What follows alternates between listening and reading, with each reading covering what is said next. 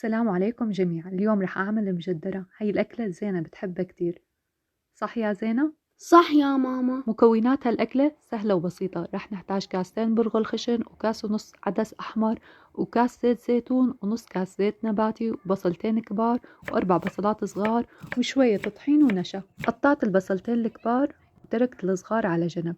قطعتهم جوانح ورشيت عليهم الطحين والنشا وقلبتهم منيح وتركتهم 10 دقايق.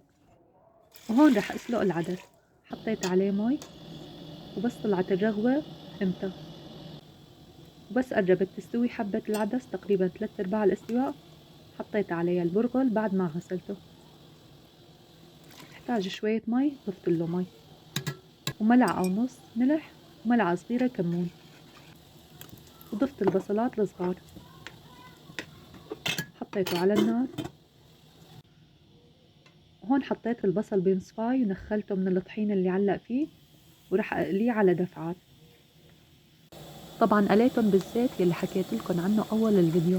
منضل نقلب فيه لحتى يصير لونه ذهبي، وبعد ما استوى معي حطيته على ورق مطبخ واسمعوا صوت القرشة.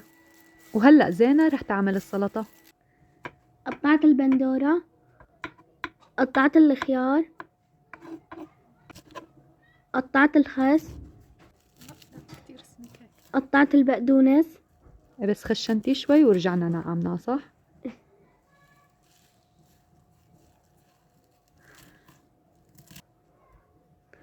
قطفنا النعناع وقطعناه، وحطينا البصل وحطينا الليمون وحطينا الملح. بس كترتي ورجعت قمت منه.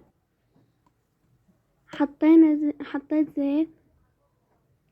ماما حطت أكتر زيت. ايه رجعت ضفت لأنك ما كترتي وقلبتيهم منيح. وهيك استوت معي المجدرة.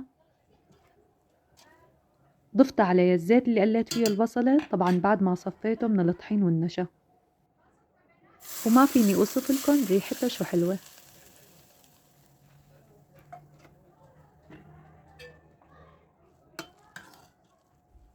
وهيك قدمتها وضفت عليه البصل اللي قليته.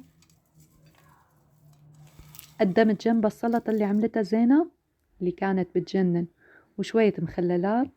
طبعا المخللات أساسية مع المجدرة خصوصا اللفت. المنظر شو بشهي. وسلطة زينة كانت روعة. إذا حبيتوا سلطاتي اعملوا لايك وشير.